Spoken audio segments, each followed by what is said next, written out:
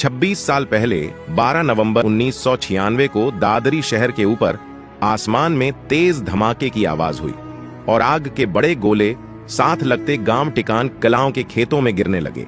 सर्दी का मौसम होने के बावजूद आग के गोलों को देखने के लिए सैकड़ों लोग उस रोशनी की तरफ बढ़ते रहे, लेकिन जब मौके पर पहुंचे तो सबकी रूह कांप गई।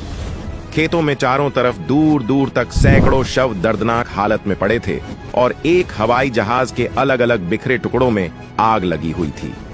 चंद मिनटों में ही मालवाहक विमान के टकराकर दादरी क्षेत्र में गिरने की सूचना प्रदेश के साथ साथ देश भर में फैल गई थी। तुरंत भारी पुलिस बल और स्थानीय लोग राहत कार्य में जुट गए, लेकिन भीषण हादसे में 349 लोगों में से एक को भी जिंदा नहीं बचा सके। 12 नवंबर की वह भयावह रात आज भी दादरी जिले गांव टिकान कलां, ढाणी फोगाट, खेड़ी सनसनवाल के साथ लगते गांवों के लोग भूल नहीं पा रहे हैं। हादसे के दूसरे दिन तत्कालीन प्रधानमंत्री एच.डी. देवगौड़ा, तत्कालीन मुख्यमंत्री बंसीलाल ने भी मौके का निरीक्षण किया था। यह हादसा विश्व के 10 बड़े हवाई हादसों में दर्ज किया गया था। 12 नवंबर 1996 को सऊदी अरब एयरलाइंस का यात्री विमान बोइंग 763 ने 23 क्रू मेंबर और 289 यात्रियों के साथ दिल्ली से उड़ान भरी थी। वहीं कजाकिस्तान एयरलाइंस का मालवाहक विमान 1907 को 12 क्रू मेंबर और 25 अन्य सदस्यों के साथ दिल्ली एयरपोर्ट पर उतरना था। शाम 6:30 पर सऊदी अरब का विमान 10,000 फीट की ऊंचाई पर था, जबकि कजाकिस्तान का विमान 23,000 फीट की ऊंचाई से नीचे उतर रहा था। इस दौरान अचानक दोनों विमान तेज गति से एक दूसरे से टकरा गए थे, जिसमें सऊदी अरब एयरलाइंस गांव टिकान कलां के खेतों में और कजाकिस्तान एयरलाइंस गांव बिरोहट की बनी में जा गिरा था। एक साथ सैकड़ों शवों को प्रशासन ने तुरंत प्रभाव से दादरी के सरकारी अस्पताल में भिजवाना शुरू कर दिया था। ट्रैक्टर ट्रालियों गाड़ियों में भरकर क्षत विक्षत शव मांस के लौथड़े अस्पताल में भेजे गए। ऐसे में 349 शवों को रखने के लिए अस्पताल परिसर भी छोटा पड़ गया था। विमान हादसे के बाद मौके पर अस्पताल में पहुंचने वाले लोगों ने बताया कि दोनों स्थानों का मंजर इतना भयानक था कि उनकी रूह तक कांप उठी थी। इसके बावजूद उन्होंने पुलिस व प्रशासन की सहायता करते हुए शवों को गाड़ियों में भरना शुरू कर दिया था। हादसे के बाद सऊदी एयरलाइन का पायलट कैप्टन खालिद जिंदा था। इसका पता चलते ही तुरंत उसे अधिकारी की गाड़ी में ट्रीटमेंट के लिए सरकारी अस्पताल में भेजा गया, लेकिन तब तक देर हो चुकी थी। अस्पताल पहुंचने तक पायलट भी दम तोड़ चुका था। विदेश के 2 विमानों के भारत में भीषण हादसे के बाद 349 लोगों की मौत होने के कुछ ही घंटों बाद ही दुनिया भर में यह देश की बदनामी का बड़ा कारण बन गया।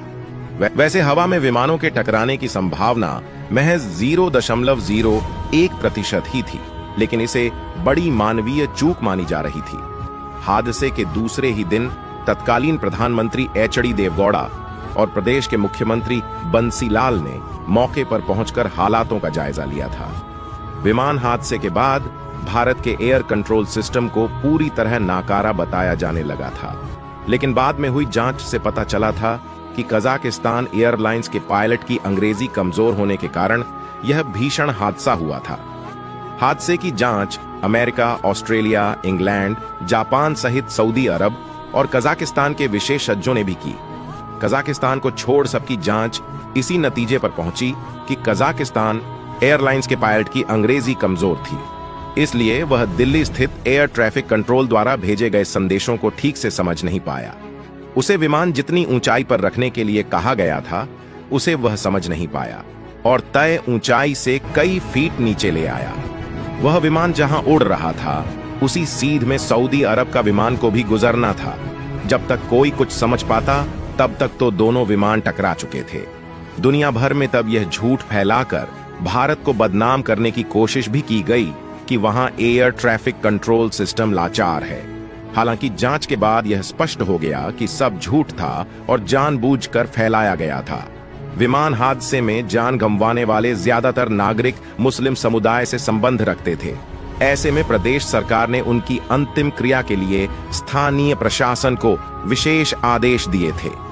प्रशासन ने भी पूरी मुस्तैदी के साथ मुस्लिम समुदाय के मृत लोगों का उनके रीति रिवाजों के अनुसार दादरी शहर के चिड़िया रोड स्थित बक्रबगाह में सुपुर्द ए खाक किया। यात्री विमान के पायलट कैप्टन खालिद की याद में उनके पिता ने दादरी शहर के घिकाड़ा रोड पर एक अस्पताल भी खोला था। कई वर्षों तक सफल संचालन के बाद अचानक इसे बंद कर दिया गया था।